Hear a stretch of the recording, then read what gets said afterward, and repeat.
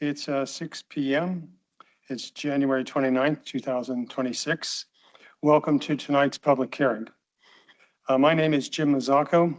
I'm the zoning examiner for the city of Tucson. We have one case scheduled for the public hearing tonight. And okay, I'll just go there. As zoning examiner, I conduct rezoning hearings and special exception hearings. Tonight is what is called a zoning examiner special exception hearing, where the zoning examiner makes a decision that can be appealed to mayor and council.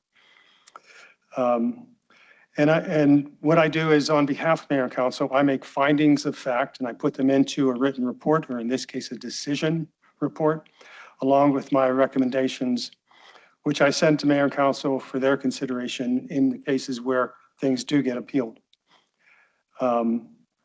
My report, or in the case of a zoning examiner special exception, is my decision.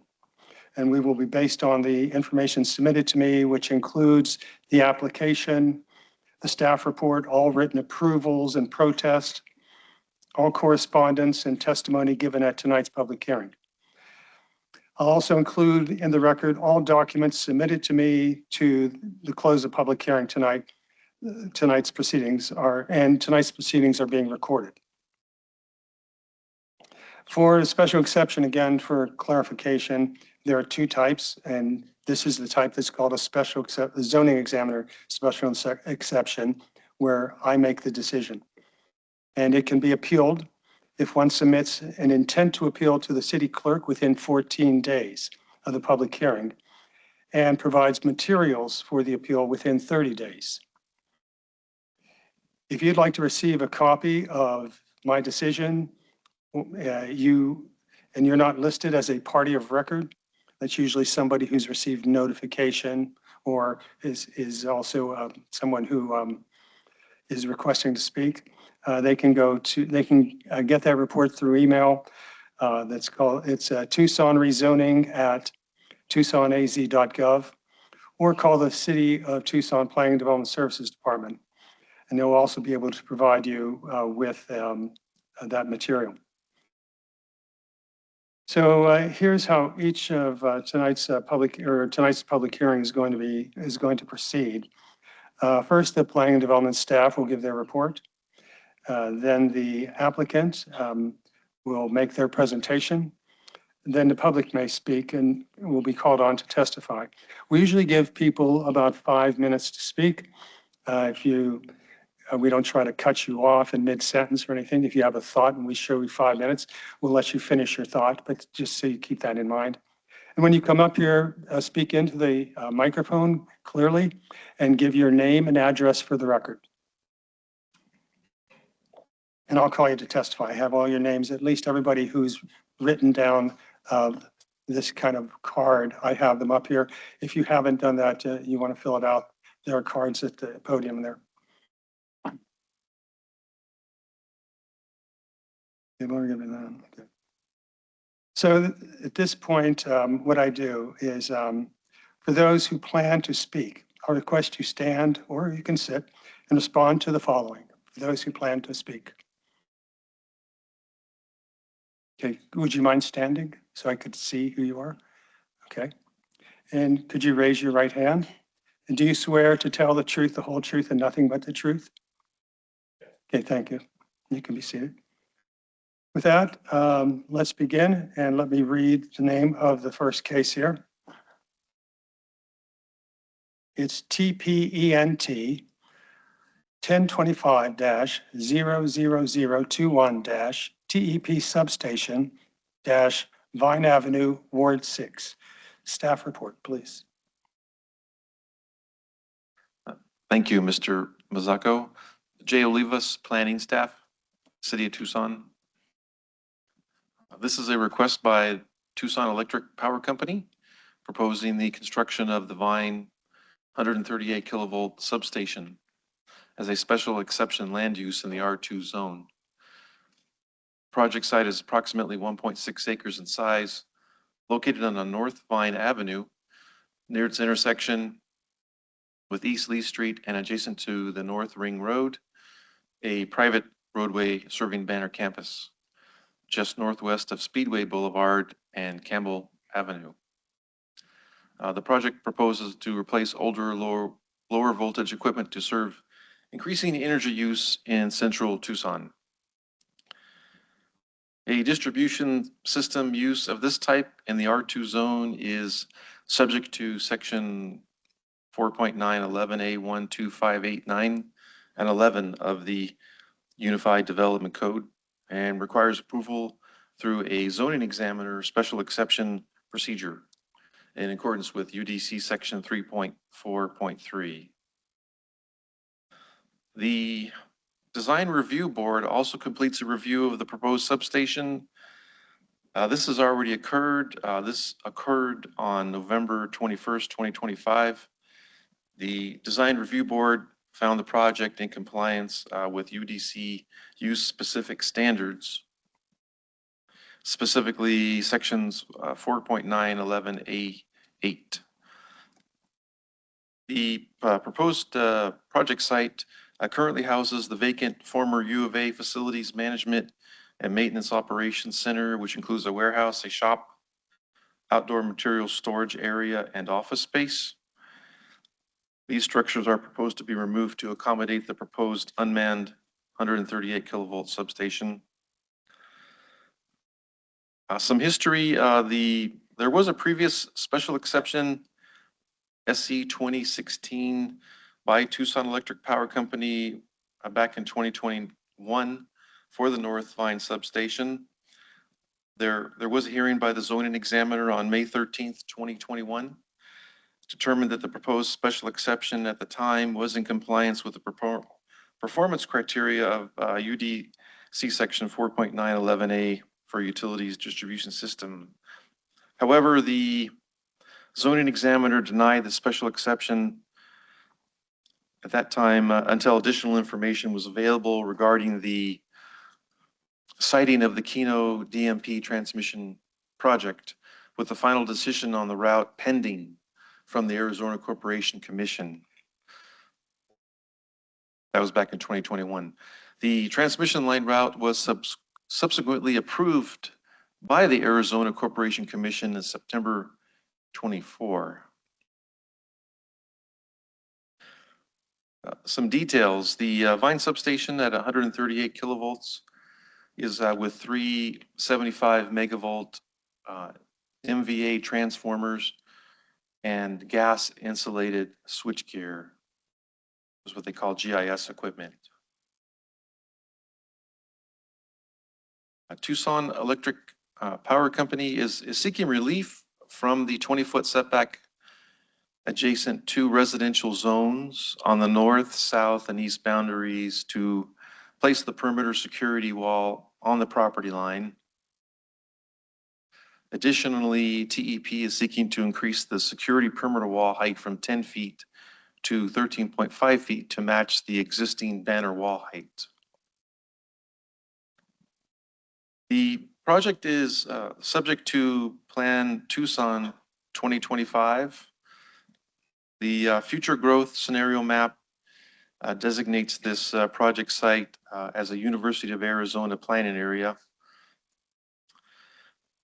in neighborhoods, and it's surrounded by large master planned educational, medical, and business facilities.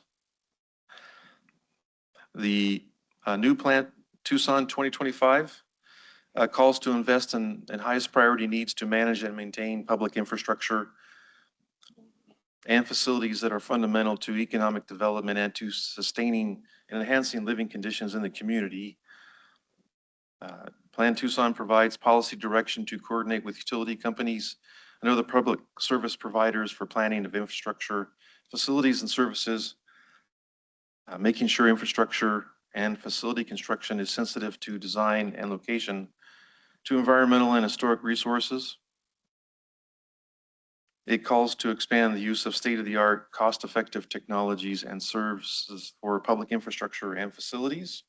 Plan Tucson also calls to improve the appearance of above-ground utilities and structures.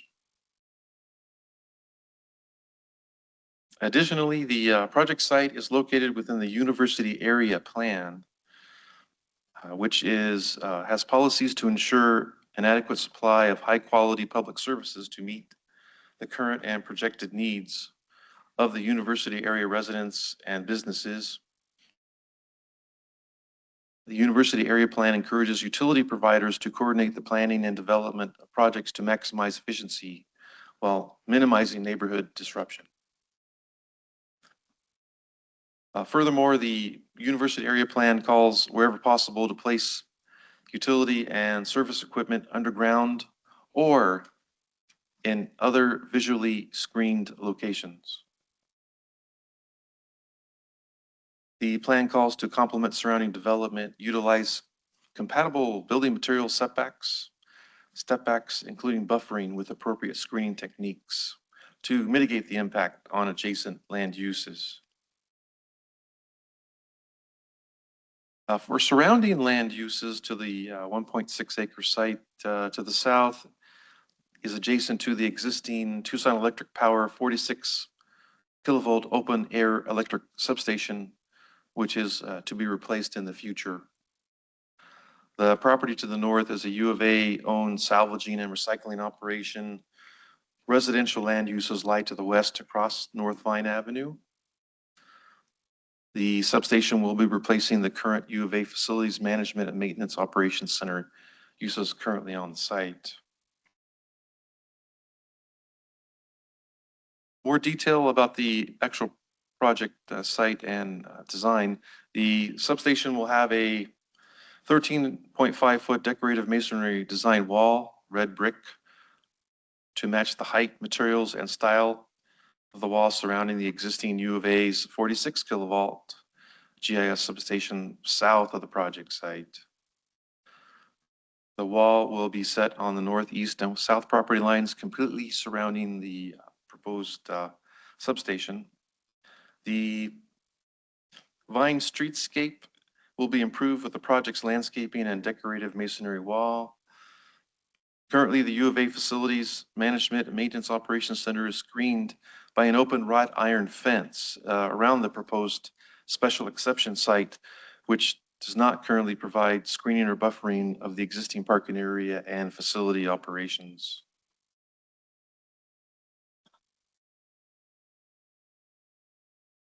In conclusion, the proposed, in the staff report, the proposed special exception is consistent with Plan Tucson and the university area plan and in compliance with performance criteria of UDC section 4.911A, subject to compliance with the attached revised preliminary conditions. Approval of the special exception land use in the R2 zone is appropriate. Staff would like to cover the approval protest calculation and comments. We did tabulate as of this evening. We have approval protest in the amount of 3 approvals, approximately, or the 65 protest. And there was 1 protest within a 150-foot radius. We also received some organizational letters. These included Tucson Pima County Historical Commission protest letter, Jefferson Park Neighborhood Association protest letter, a Desert Mallow Neighborhood Association protest letter, Feldman's Neighborhood Association protest letter, West University Neighborhood Association protest letter, and Underground Arizona protest letter. That concludes my presentation. I have a couple questions. So besides asking for the special exception, they're also asking for relief from one of the requirements, and it's a setback requirement, correct? Yes, that is correct. And the setback is a reduction to the north south, and east property lines? Yes. And what is it to? It's supposed to be 20 feet and it's going to,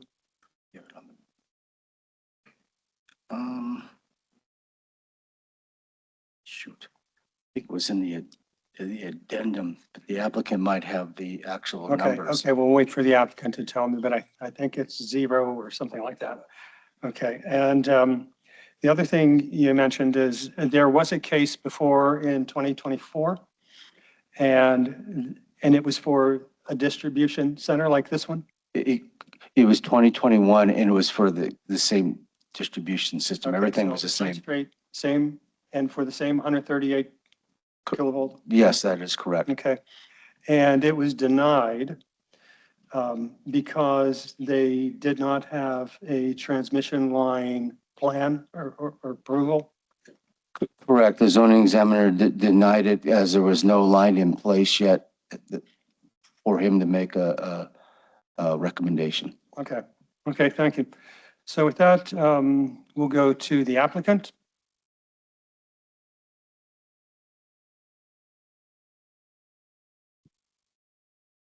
Good evening. Oh. How are you, Mr. Mazzocco? Good to see you again. Welcome back. Thank you. I trust I'll be able to just use the clicker in order to advance. Okay. Can you check to see if the laser pointer works? Oh, good. Not on the screens, but I mean, if you would like me Does it to work on point the more or go up to the screen and point, I can do so. But I think it should be Okay. relatively self-explanatory. Yeah, So but can I put on the record, can we look into that? Can we get a laser pointer that works? Okay, thank you. Go ahead.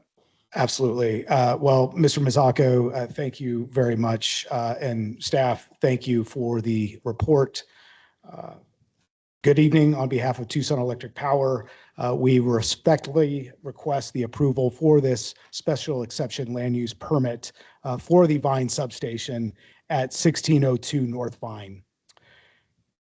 As noted in the staff report, staff is recommending approval, finding that the proposal is consistent with Plan Tucson and the University Area Plan and in compliance with the UDC sections that apply to distribution substations.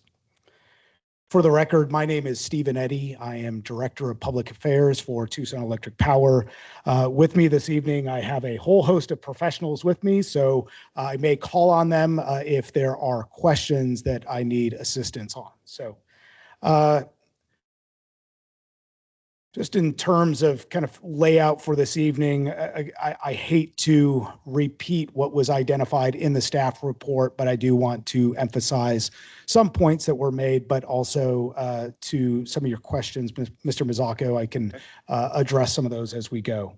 So real quickly, I'll provide a brief background on the prior case, touch on the history of the Midtown Reliability Project that was referenced. I'll provide some site information that's relative to the substation, as well as some photo simulations that provide, again, a visual representation for the substation and the surroundings. Then go through the sell-up process, project timeline, and then address any questions that you all have.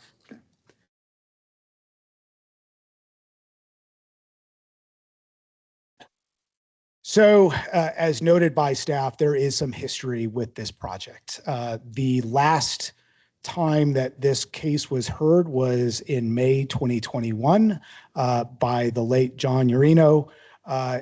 And again, as stated in the staff report, the zoning examiner denied without prejudice this application because the route for the, at that time, Keno to DMP transmission line had not gone through the public process, which is why we are here this evening. That line has been approved by the Arizona Corporation Commission, as well as some subsequent approvals by mayor and council, which I will touch on here in a bit.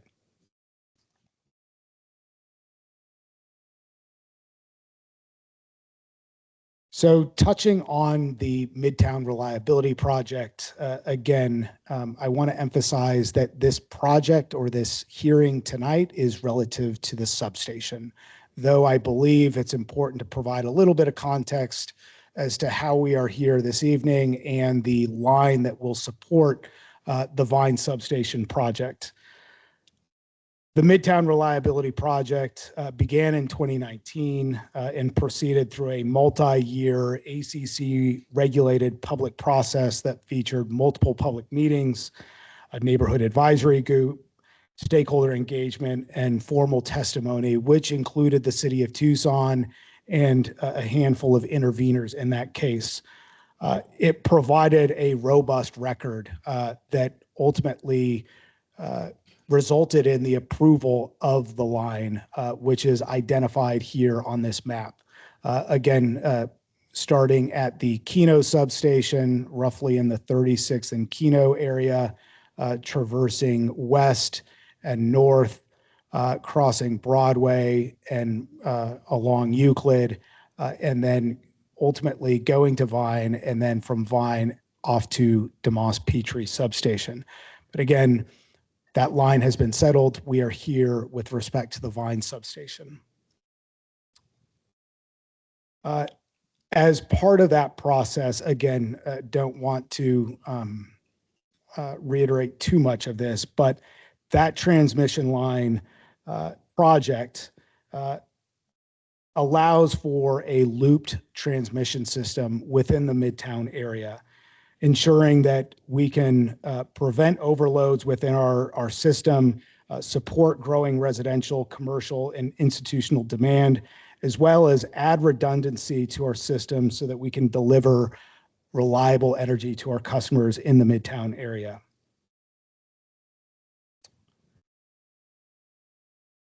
Currently, this area is served by a 46 kilovolt substation. Again, as referenced by the staff report, that substation is immediately south of the proposed Vine substation.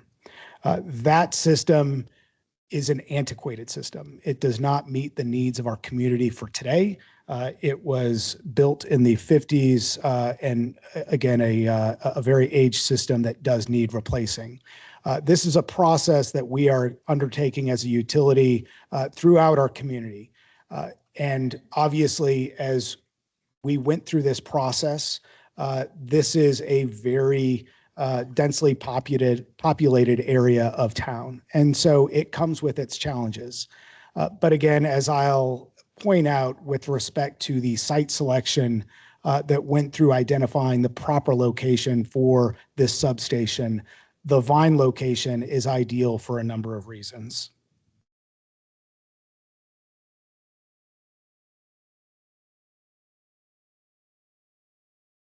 So why is this substation needed? I touched on some of those points, but again, it's to expand capacity within our Midtown area, which while it may not seem like it has grown, but patterns have changed over decades.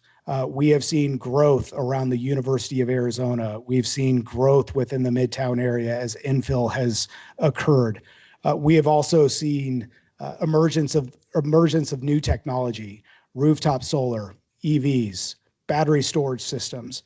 This project enables the capabilities of a modern electric system in Midtown Tucson. Also, as part of this project, and again, this was part of the line siting process, we have a number of 46 kilovolt substations that currently feed the Midtown area. By upgrading to a more robust system, the 138 kV system, we are actually able to then retire a number of our aging fleet, the 46 kilovolt substations that are around the Midtown area, as well as the infrastructure that's associated with those substations. Again, the prevention of outages, ensuring that we have voltage control throughout our system, ensuring that we are meeting the peak demands on our system, and ensuring that we are meeting existing and future load growth within our community. As stated in the staff report, this is a GIS substation, a gas insulated system that is not unique to our system at Tucson Electric Power. In fact, we have two other GIS substations relatively in close proximity to this proposed substation. The Tucson substation, which just a stone's throw north of here, is in an urban area and a gas insulated system, as well as the DMP, DeMoss Petrie substation near I-10 and Grant. The University of Arizona also has a gas insulated substation on its property that it owns and maintains on its own. So again, this technology is not new. We've seen it within our system, and I can't emphasize the safety protocols that we ensure are met in order to make sure that the materials utilized for a GIS are safe. I wanted to include a link to a presentation or a YouTube video that I think anybody can reference, but there are a number of science-related videos that highlight the safety of the material that's used for GIS. So with respect to the site location, why did we land on this site? There are a number of criteria that we have to utilize to ensure that we have the appropriate site to place a substation. Because of the uniqueness of this area of town, the urban nature, and really just the density of Midtown, you cannot find a 10-acre parcel of land, which is typical for our standard substation size, which again is why we are utilizing the GIS substation technology. Just a list of the different sites that we went through to ensure that we were doing our due diligence to ensure we had a correct site. Again, the number of criteria that we go through is listed in the application, but ultimately the Vine substation, site 1, is where we ultimately decided and what we are proposing this evening.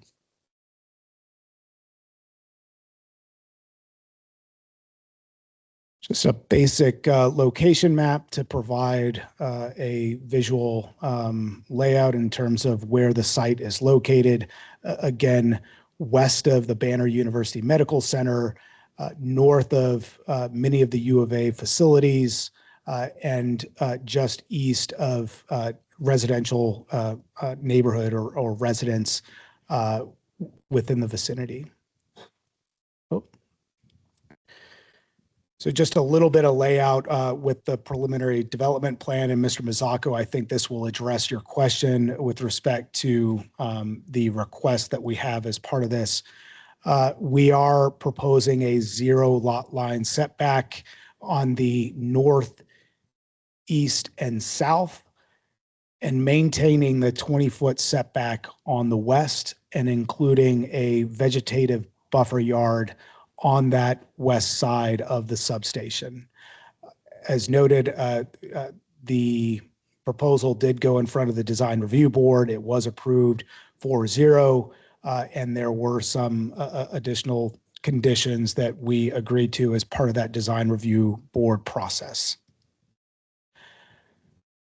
I will note as well that as part of the GIS configuration for the substation, there is a canopy that's required to enclose the GIS equipment. The 25-foot height of that canopy is in compliance with the R2 zone. Additionally, the 13.5-foot perimeter wall that is around the substation complements the existing wall of the UA substation that is directly south.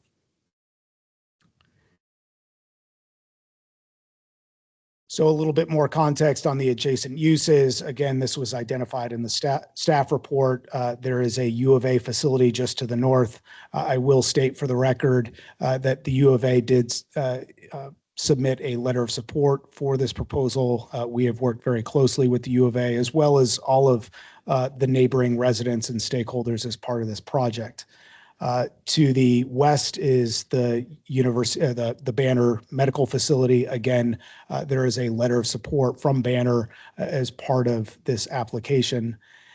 To the south, there is the existing substation that is in use, and to the west are the residential units.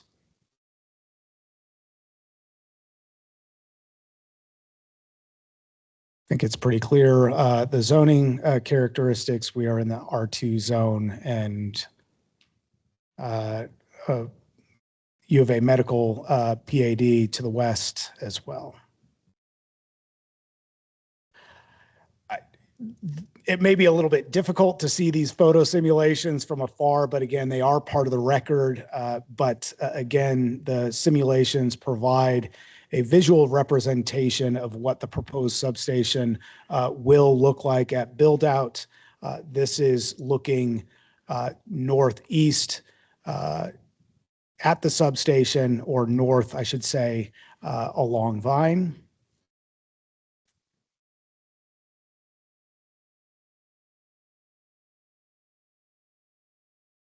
This is looking south. You can see the Banner facility behind the substation to the west, or excuse me, to the east. And again, the 20-foot vegetative setback had gone through the design review board process and approved. And finally, just another conceptual visual representation of the substation. So in closing, I want to point out, again, the history behind this site, this substation. The application that has been submitted for review for the zoning examiner is technically identical to what we had submitted in 2021, which again, at that time, zoning examiner had deemed that it had met the conditions and requirements necessary as part of the special exception land use process. But again, due to the fact that there was not an approved line at that time, the zoning examiner denied without prejudice the request, which again is why we are here this evening after we have received approval for the Midtown Reliability Project. Again, with respect to the staff recommendations for approval, we are in full agreement with staff's report as well as the preliminary conditions that are part of the record. Just a brief outline with respect to the timeline.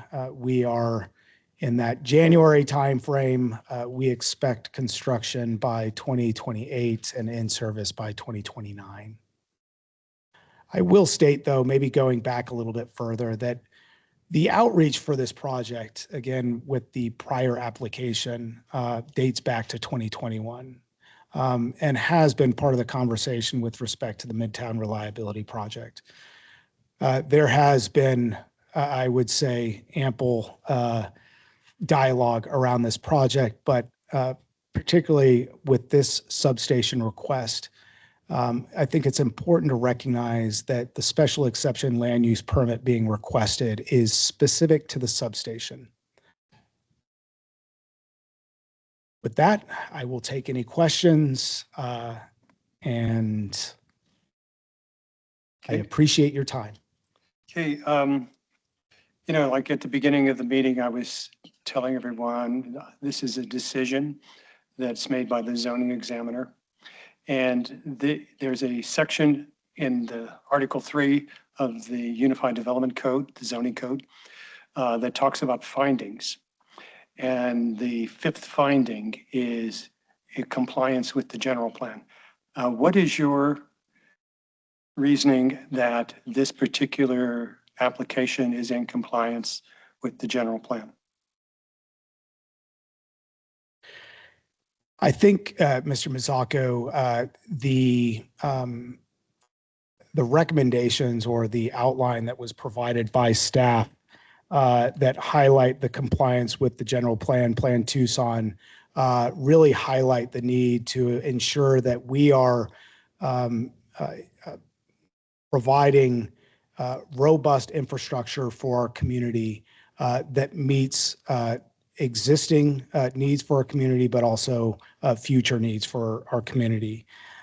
Again, I think with respect to ensuring that we are being mindful of our surroundings and ensuring that we find a site that is compatible with existing land uses, this project meets that requirement of Plan Tucson.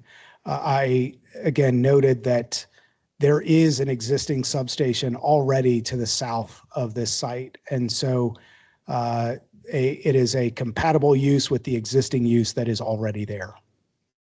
So I was looking at some of the letters that have been presented. One of them talked about why don't you put a use like this in an industrial area? What's your response to that? So I might go back to the site selection map. I had stated earlier that this is a very unique area of our city. The Midtown area has a breadth of history for our community. And it is an area that has a mixture of uses, from institutions to medical to commercial to residential. And so ensuring that we can identify a site that meets the needs of not just our customers, but also to ensure that we are integrating this substation into our system, that it can maximize the benefits to provide and provide the infrastructure necessary to convert from an older system to a newer system to build reliability within our system. This ultimately was the best site to propose this location. So you're familiar with all of your substation sites in the city, would you say? Yes. So that is a very good question, Mr. Mazzacco. So we have, I think this statistic was provided to me earlier. There are a little over 30 plus 138 kilovolt substations that we operate as a utility. And I may need some help, but there are roughly, I think the number was 9. I can, if you let me come back for my rebuttal, I can get the statistic. Okay, and- But there are a number of substations of this characteristic that are in residential areas. I noted the Tucson substation just north of City Hall is in a residential area or adjacent to residential uses. Obviously, right, there's a mixture of uses to the south and to the west, but there are residential uses to the north. So even the zoning code allows substations in residential zones under certain circumstances. Okay. There was some discussion, and maybe you've covered this too, but the term I've heard is a gas. It's SF gas, I think it's called. SF6. SF6 gas. Is that the GIS technology you're talking about? That is correct. And there was some concerns about that. And your presentation, you're saying that's a safe technology. It is, and I may call upon our engineer if there is some additional details that are necessary regarding the safety of this technology. But I stated earlier that this is a form that we've utilized in other substations within our within other substations that we operate, including the Tucson substation that isn't too far from here. So the reason why GIS is needed for this site in particular is because of the size constraints for the parcel itself. I mentioned earlier that our typical size of a 138 kV substation is roughly around 10 acres. Due to the density of this area of town, you need a much smaller footprint in order to fit the equipment necessary, the electrical equipment necessary to then provide the distribution lines that then go out and serve residential and commercial customers. Has Steve ever had an accident with this technology? We have not. We have Is not. any other community that you're aware of? Not that I'm aware of. And I will say that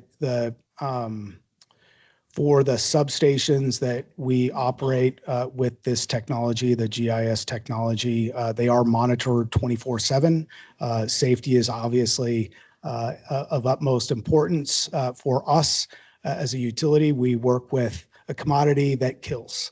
And so ensuring that we have a safe product is our number one priority. So there is significant monitoring and compliance that's necessary in order to ensure the safety of that site, but also the surroundings around us. So you monitor this technology, That is correct. and how, could you just give me a layman's version of how you monitor it?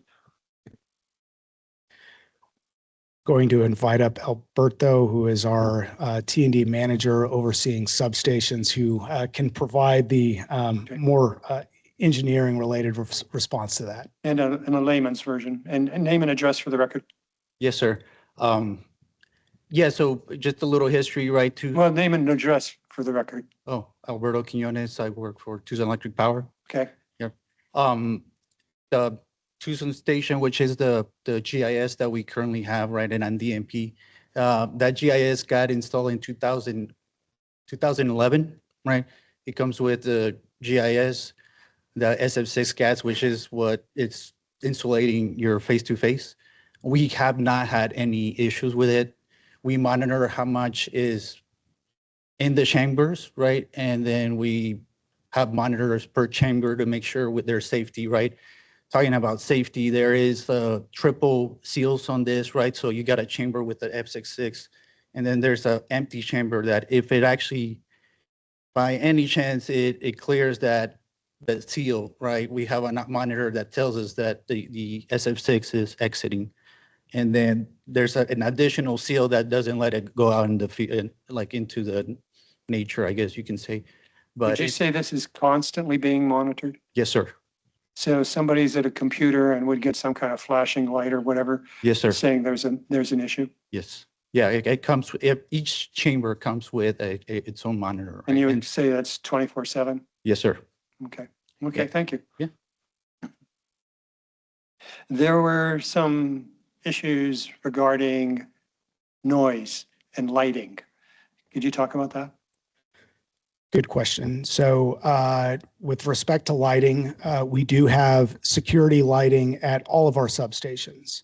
And so in the event that a substation needs maintenance, or if there is any security concern within that substation site, that lighting will be utilized to ensure that our crews can have visibility within the substation site. Otherwise, there is no security or 24/7 lighting within the substation.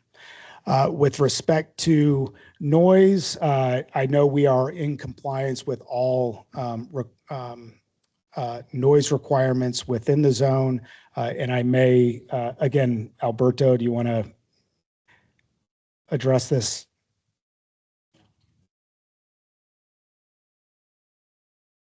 Yes, we are, right? So the highest noise, it will be out of the transformers, but we expect those transformers to be additional quiet, right? I believe we meet 40 feet,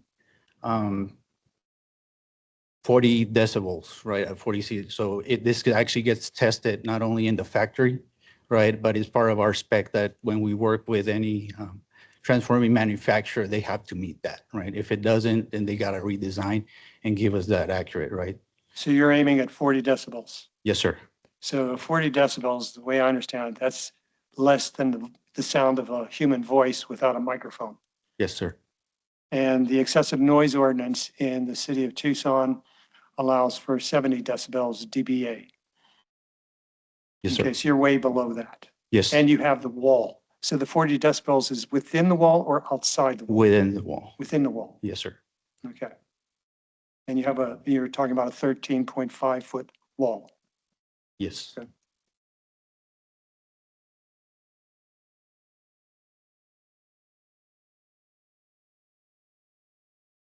That's why we bring the engineers. Um, So the way you're looking at this special exception, it's for the distribution point, the substation, full stop, correct? That is correct, Mr. Mazzacco. So the way in which substations operate is there is a transmission interconnect that drops voltage into the substation. And at that point, from that substation, there is lower voltage distribution lines that then go out to serve customers within the service area, the vicinity of that substation. Okay, so you have a distribution point and then you have conveyance. What do you say to the neighbors that have concerns about the conveyance system? That without this distribution point, the conveyance system doesn't have anything to convey?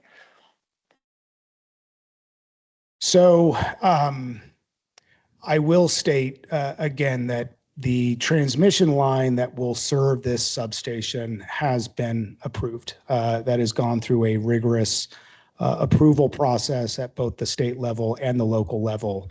And that case has been decided. What for this substation, right, there is a distribution point. There is a network of distribution lines that already exist within the vicinity of this substation. The improvements that we are able to provide as part of this substation allows for increased redundancy and reliability within the system that already exists in the Midtown area. So I think it's really important to note that as part of this substation, the distribution conveyance, right? That is what ensures the reliability of our system. It allows us to upgrade and increase capacity to provide a more reliable system within the Midtown area around Vine. So you already have a transmission system that's existing, correct? It has been approved. That line has Has not. been approved. It- Hasn't, okay, so it's not built yet. And what is your company's view that seems to be a very big view out there of underground installation of the transmission lines? Where's the holdup there that's, you can't do it, or you argue that you can't do it, or however you want to phrase it? So that was a very significant topic that was discussed as part of the line siting process that went through that ACC regulated process and that was approved. With respect to the city and its ordinances, what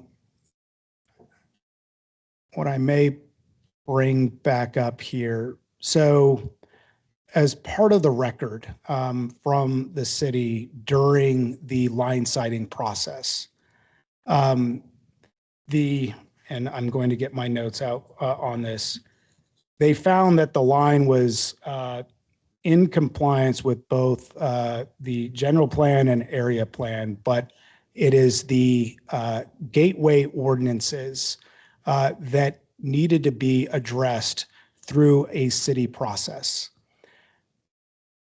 In 2023, the mayor and council had established an exception process that an applicant like TEP could go through to get relief from the underground requirement that is a part of the gateway ordinance. As part of the approved transmission line, there were 3 crossings that the approved route needed to get some type of relief. Tucson Electric Power submitted and went through a zoning examiner process to seek relief for those 3 crossings at Oracle and Grant, at Broadway and Euclid, and Keno and 36th. Mayor and council approved those exceptions for the Oracle and Grant crossing as well as the Keno and 36th crossing. The Broadway and Euclid crossing, we agreed to underground as part of that gateway ordinance.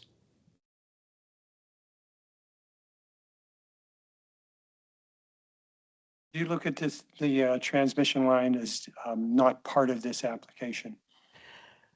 I believe it plays a part, but in terms of the approval, that line has gone through a rigorous public process to get approval. Can I That- stop you there? Yeah. You mentioned a state and local. Could you talk a little bit about the local approval process?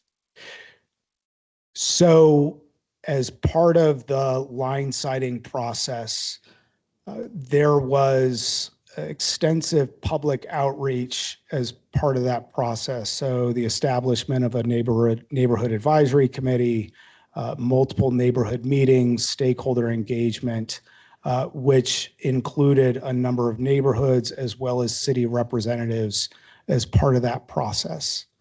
So I would say that from a local engagement process, local government, City of Tucson engagement, there was engagement from the city during that process. The city was an intervener in the line siting case and had provided testimony as part of this line siting case. And that is all part of the record for that case.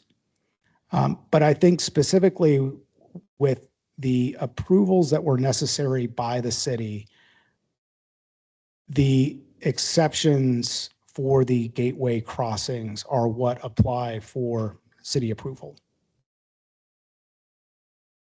The process you went through, did it cause or did it involve any underground other than the gateway at Broadway?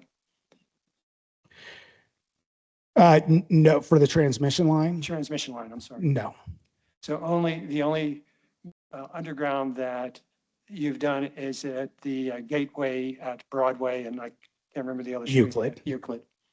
That's where you did underground. That's correct. And that was because it specifically called out in the Unified Development Code that at a gateway, you're supposed to be underground. That's correct. But otherwise, the rest of the city, you don't see any strong encouragement from any of the local laws or policies to do underground. For our transmission system, we do not underground transmission lines within our system. We do have an extensive network of underground distribution lines. And again, this is not necessarily part of this case, but I will reference that as part of the Midtown Reliability Project. And again, it is part of the CEC findings. The distribution lines that are along the corridor of the approved transmission line, will be undergrounded to ensure that there is minimal visual impact, but also, again, given the nature of the right-of-way that we are working with along that route, undergrounding that distribution system that is along that route was a good compromise. You might have lost me a little bit there as far as what's above and what's below. So there's a thing called a distribution line, and is there a thing called a transmission line, or are they just? Two different voltages, yes. And so it's a voltage issue? Yeah, the higher capacity, the 138 kilovolt transmission is a higher capacity line, a much higher voltage that we utilize to essentially move larger loads of energy around our system. It is the lower voltage distribution system that then serves our homes and businesses and other institutions. So the lower voltage distribution you are putting underground, but the higher voltage is above ground. That's in the correct. transmission lines. That's correct. Is this approach that you're doing, is that pretty common in other large metropolitan areas? We have seen areas of our system where we have undergrounded distribution lines that may be in conflict with our transmission line.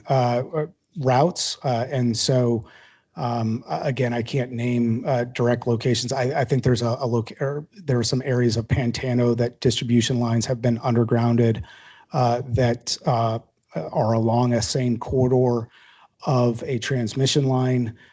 There are areas along Sunrise Road. If you drive up north of town, there is an entire stretch of Sunrise Drive where the distribution lines were undergrounded and the transmission was built overhead. Okay, I don't think I have any more questions, Mr. Eddy. Thank you for your presentation. Thank you, Ms. Mazzacco. Okay, at this point, I'm going to call on the audience. I apologize if I mispronounce your name.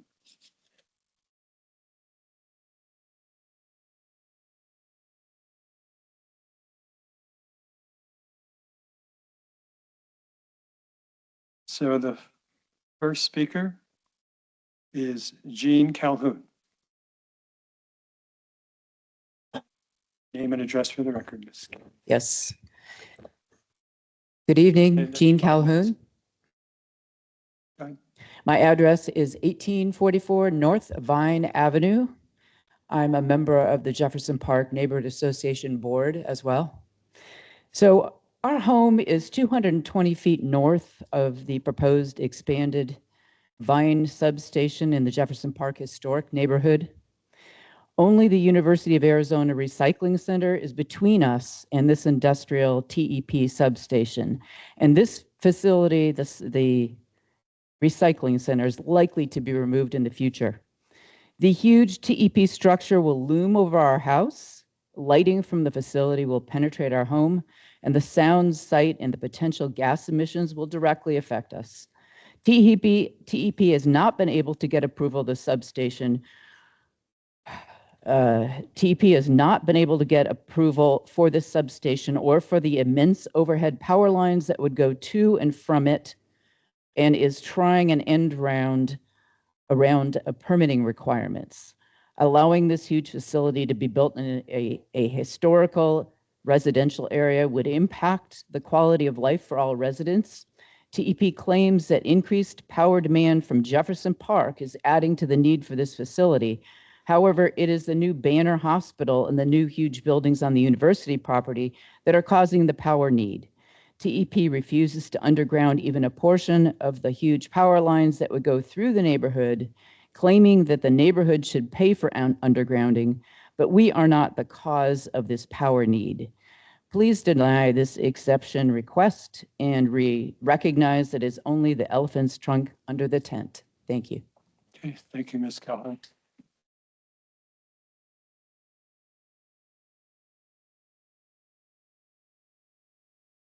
Okay, next, Rosemary Bolza. My name is Rosemary Bolsa. I live at 1432 East Leicester Street. I am within 400 feet of the substation. I am on the board of the Jefferson Park Neighborhood Association.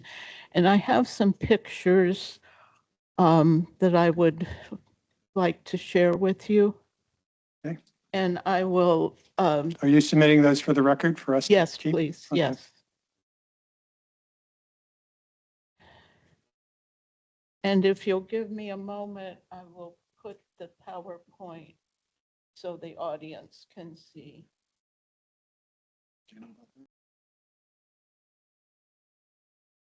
Have you checked with our staff to get that to work, or you're just going to read your own PowerPoint?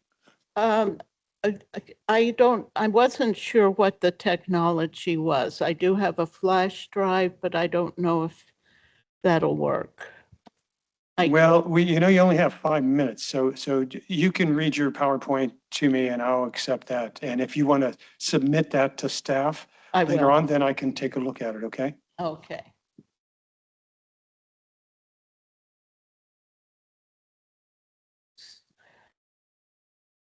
So I'm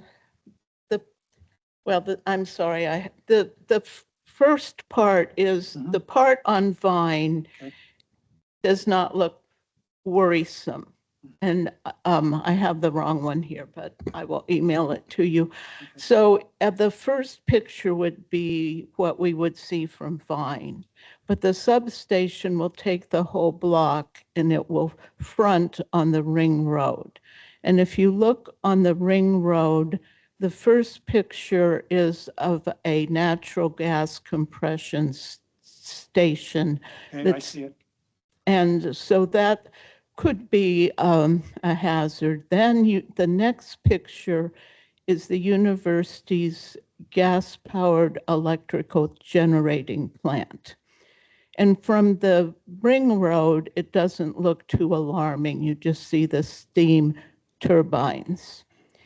But then if you go inward, where it's by, so you don't usually walk through there, but what you see is the back of that electric generating station, and there's a lot of pipes with flammable gas. And that it's only an alley across from the Banner One Tower. So already it's a hazard. If something happens to at that state, if there's an explosion, the entire hospital might have to be evacuated.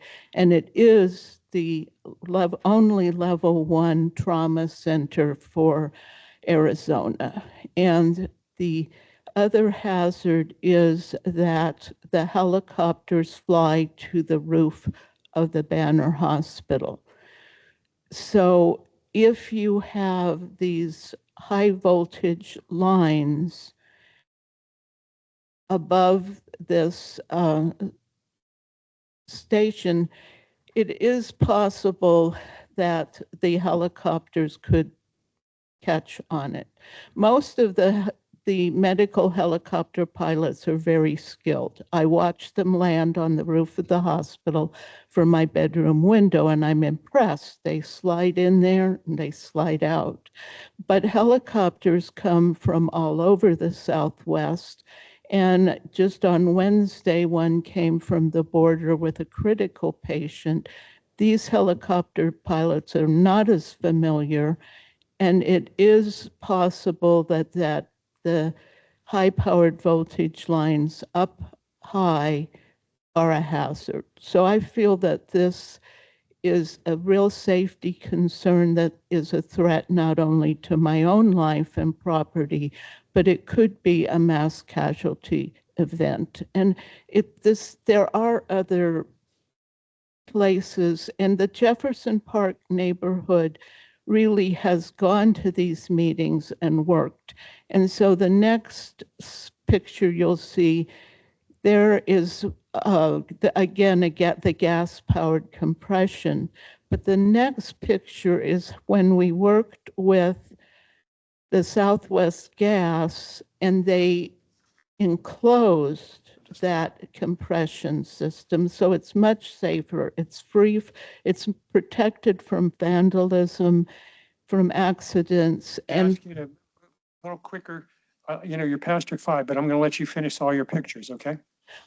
so I would ask that you deny this and it needs a different, there need to underground those lines or move it somewhere where it's not a hazard to the entire trauma center. Thank you. Okay, thank you.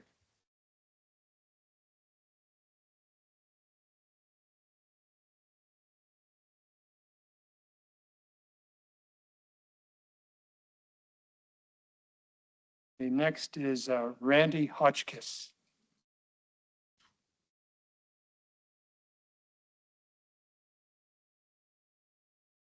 Good evening. Randy Hotchkiss, 1945 East Mabel Street, 85719. I'm a Tucson native, U of A alum, small business owner. I have a degree in finance and area development, city planning. I'm encouraging the mayor and council and the zoning examiner to turn this request down. DEP has been, they're not a good citizen of Tucson, the city of Tucson. They have fought the neighbors tooth and nail on the undergrounding issue. The University of Arizona area plan requires undergrounding. City of Tucson development plan requires undergrounding in this area. Excuse me. Many cities, such as Albuquerque, San Antonio, San Diego, Chandler even, have required undergrounding, have gotten undergrounding done. What they've done in those areas is they've formed a partnership with federal, state, local partners to help defray some of the cost of undergrounding. DEP has not done anything in that regard. They could care less about what we think, or about what we want.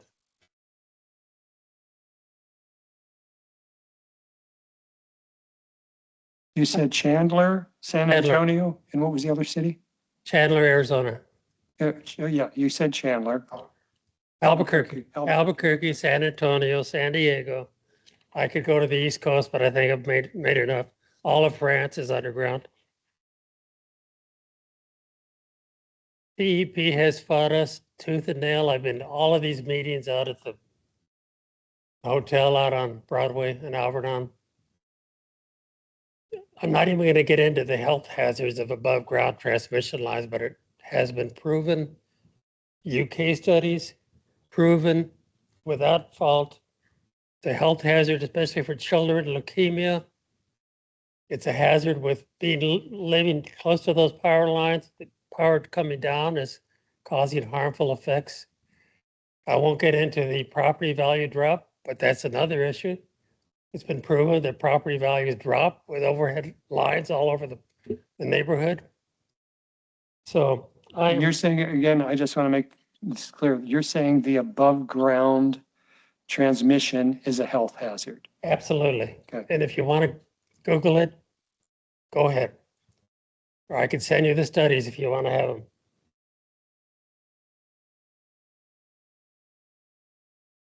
So my closing comment is that as a Tucson native, I love this community. I love the historic neighborhoods. I love our scenery. I love our streetscapes. I hate to see them destroyed with what TEP wants to do with overhead power lines. And so I'm not only the Vine station I'm opposed to big time, but the whole issue of above ground power lines in this part of town. Industrial, okay, but not in this part of town. Thank you. Okay, thank you.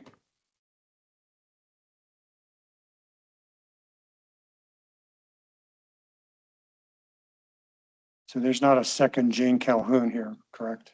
Okay, because I had two. Okay. And do you want to go? You just put in a slip there? Do you want to go get that? Okay. So the next one is Daniel Dempsey.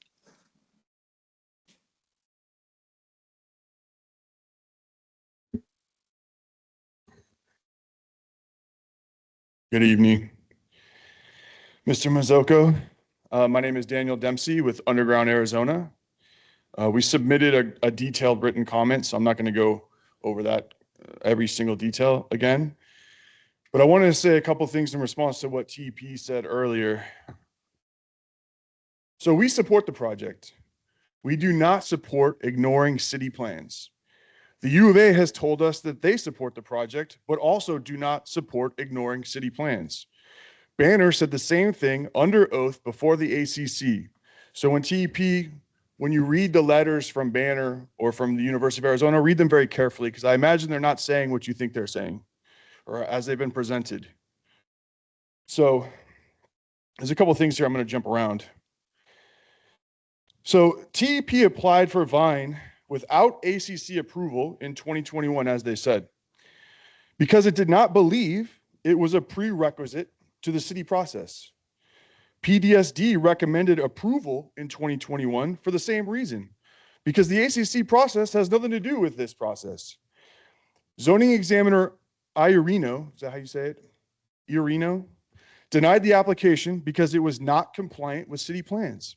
It was possible the ACC process could make a compliant project. However, the ACC did not do so.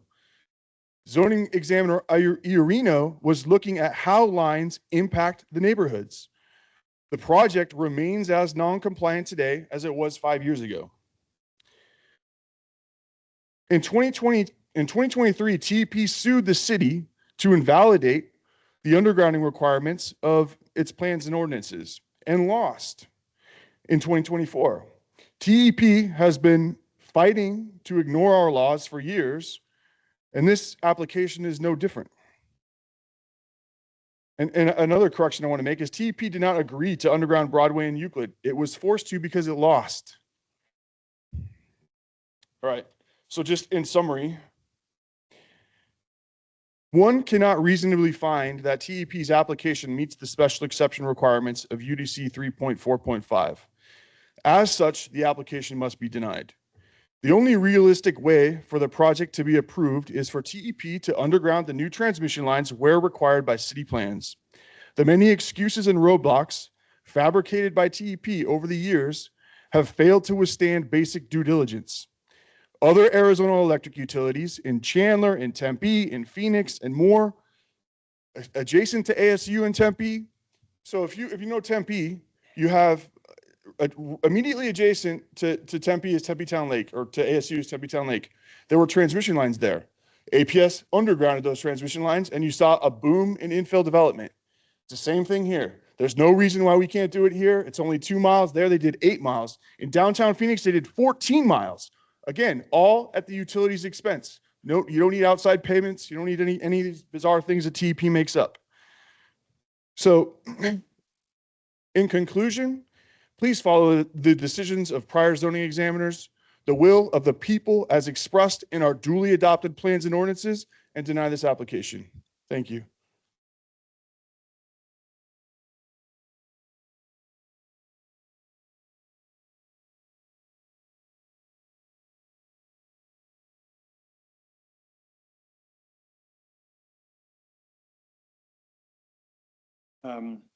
John E. Schweier.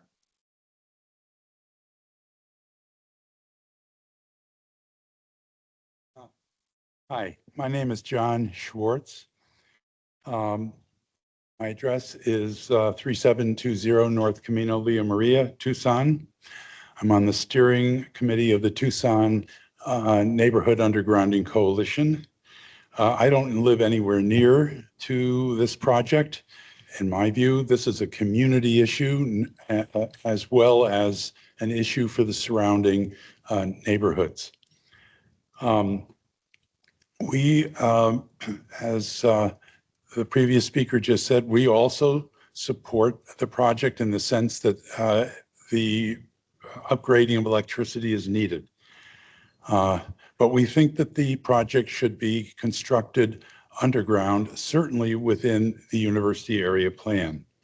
So that we request, if you do approve TEP's petition for a zoning exception for the Vine substation, you approve only on the condition that the transmission lines to and from the substation within the university area plan be placed underground. We've submitted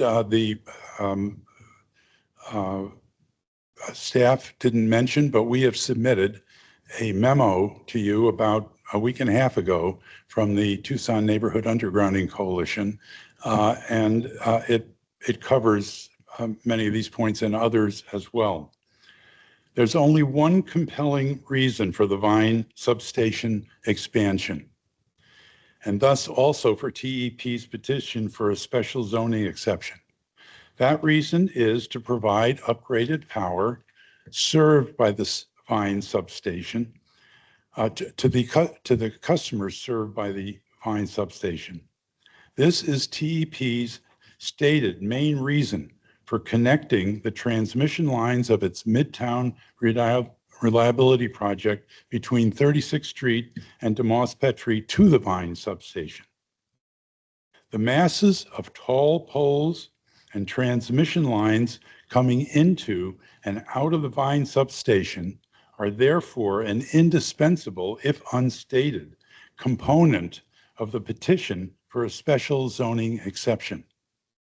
The Vine substation lies within the territory of the city's university area plan, which specifies that all new utilities should be placed underground whenever possible or suitably shielded. There's no way to shield these particular poles. The new plan, Tucson, our city's general plan, says much the same. Tucson's Unified Development Code at 3.4.5a states that in permitting a special zoning exception, the zoning examiner must assure that such exceptions comply with the general plan and any applicable area plan. The essential and only compelling purpose for TEP's request for a special zoning exception conflicts with this requirement of the city's UDC, meaning the lines must be placed underground within territory covered by the university area plan. TEP answers with several other claims, all of which are refuted in the memo that we sent to you and that we hope you have received. If you haven't, I hope you'll let us know. Among them, the idea that distribution line poles will be undergrounded. This is not something that I would count on. TEP may decide to do it, but that doesn't mean other companies won't decide that to erect lower poles to serve their purposes, their own purposes. The project is also feasible financially, and so we request that that you do not approve this Vine substation unless there's the specific condition that undergrounding take place within the university area plan. Thank you so much.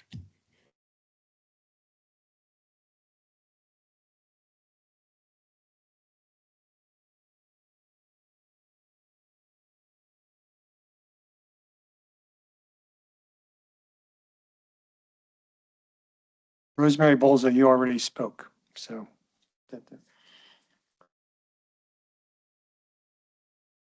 Aaron Paxton.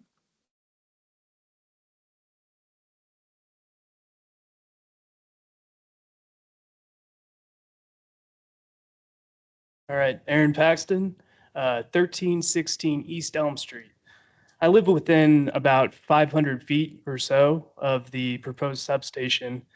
I'm part of the Desert Mallow Neighborhood Association, right? So we're a growing neighborhood association. I love my neighborhood.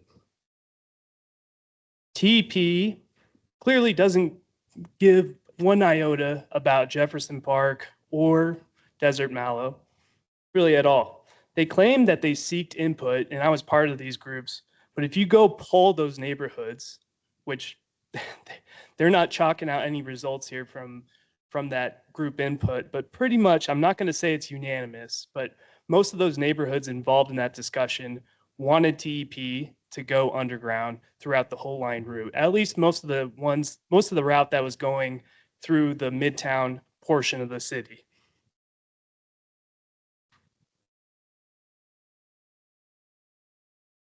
Now, what they're proposing, especially in my neighborhood, is to go down Adams Street, right? And Adams Street is not a big street. I encourage you to go visit it sometime and see how big that is. Now, under what they are seeking for their 138 kV poles, those can be up to 120 feet. They can, and that's within what they've asked for approval.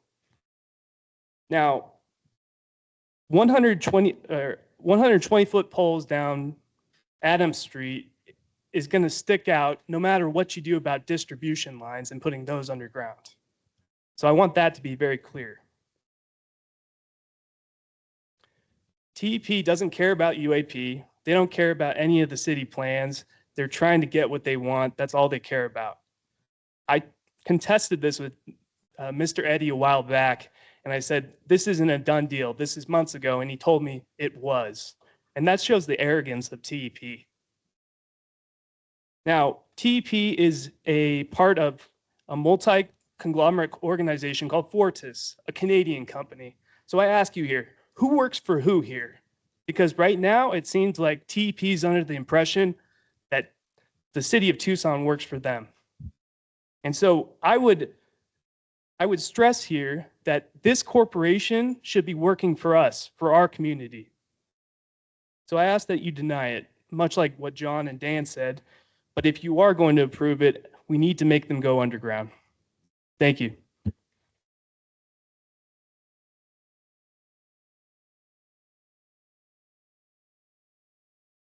Betsy Larson.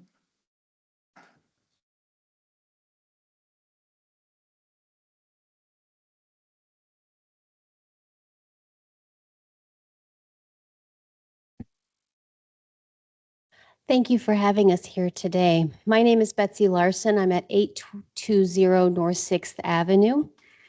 I'm president and representative of the West University Neighborhood Association.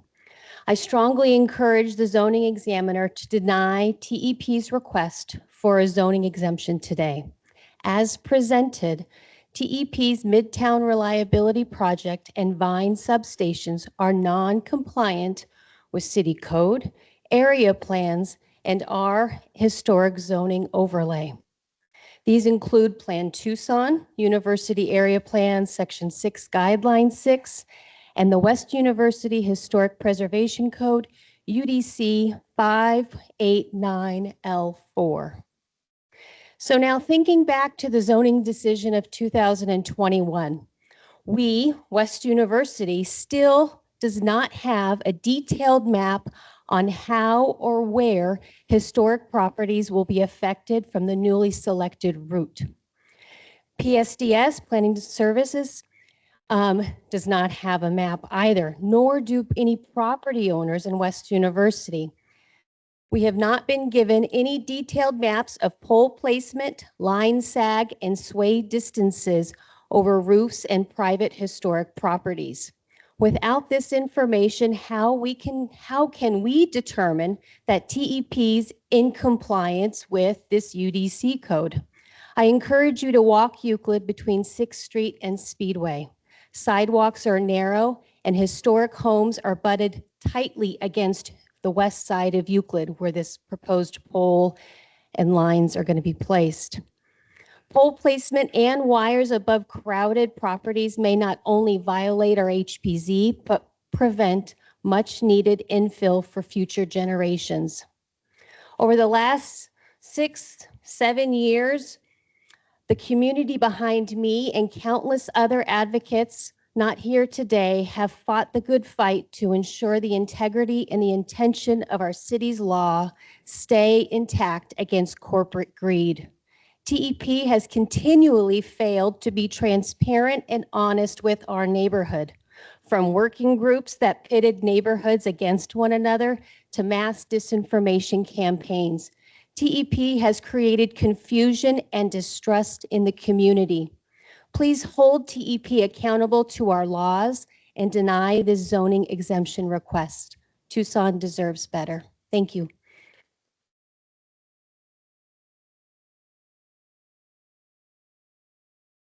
Okay, that was the last speaker that I had a card for. Is there anyone else who would like to speak who didn't submit a card?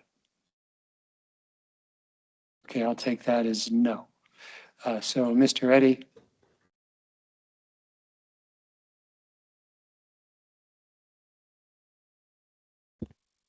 Thank you, Mr. Mazzocco.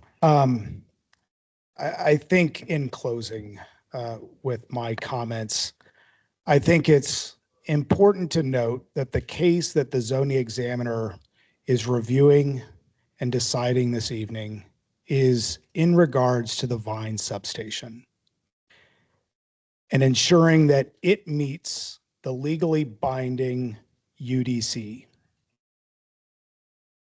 The application that we've provided and submitted to the city of Tucson is in compliance with the UDC. the performance criteria that are outlined in 4.9.11.a and meets the preliminary conditions that have been outlined by staff.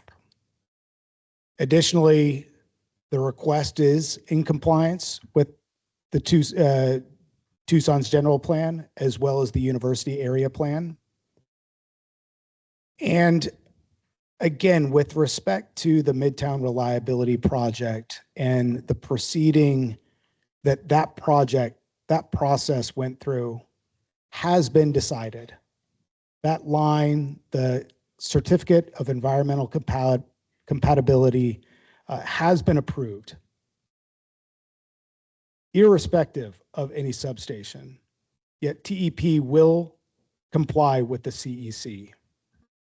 Not having the Vine substation means that critical customers like the University of Arizona, Banner, and the numerous residential and commercial customers that are in and around the area of the Vine substation will not have the benefits of higher capacity and more reliable power that this project, this substation, not the line, the project that is being proposed this evening. Even if the MRP, the Midtown Reliability Project, was constructed underground, you would still need to have a substation. And that is the Vine substation that we are proposing this evening. And I truly appreciate your consideration, Mr. Mazzacco, on this hearing. And again, we'll address any questions that you may have. One of the speakers, matter of fact, the last speaker, and I think a couple of other speakers have talked about, can TEP tell us where the polls are going in relationship to historic neighborhoods? Is that something you can do or you can't do? So what was approved by the Arizona Corporation Commission in consultation with the city of Tucson and numerous stakeholders that were a part of that line siting process approved a route. And that route is a certain width within the corridor that's approved. And so as we build out that transmission line, we will need to identify actual pole placements in terms of where that line will go to ensure that there are no conflicts with residences, with other utilities. So that is a process that we will be pursuing as part of that project. But again, the corridor that was approved has been published. It is out there. It's identified here in this map this evening. And so we have been working with affected neighborhoods to ensure that they are aware of the construction and identifying ways in which we can mitigate any impacts that may be associated with this line. And again, as I had referenced earlier, with the construction of this line, we are able to retire existing infrastructure, both poles and wires and substations, to ensure that they are not in conflict with the proposed transmission line, but also by upgrading our system from a higher voltage instead of the lower voltage that currently exists, that 46 kilovolts voltage. We are able to retire those antiquated substations that exist within our service area.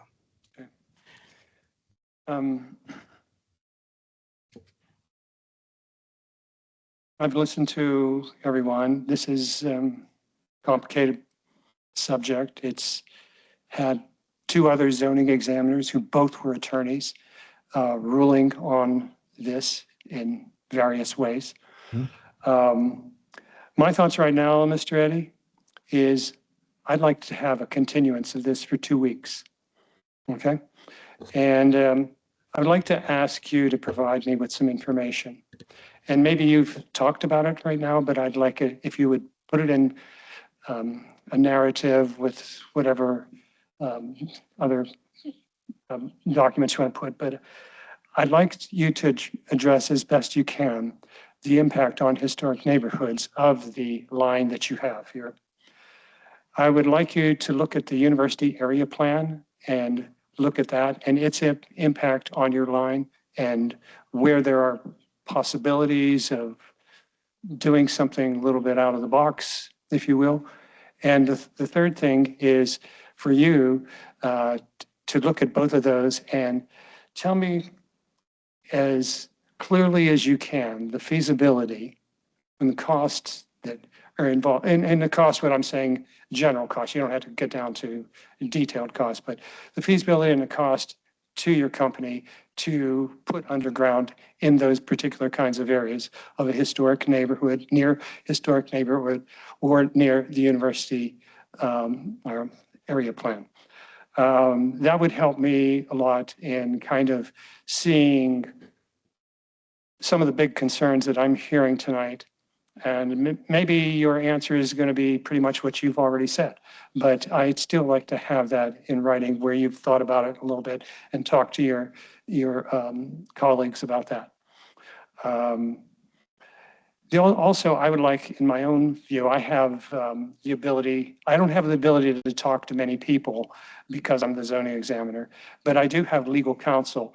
And because this was handled by a couple of attorneys before me, I'd like to understand the legality of this issue at a deeper level than I understand it right now.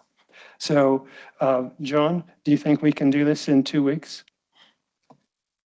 Yes, in 2 weeks, that would be February 12th. Is that what you're looking at? Yeah, February 12th would work.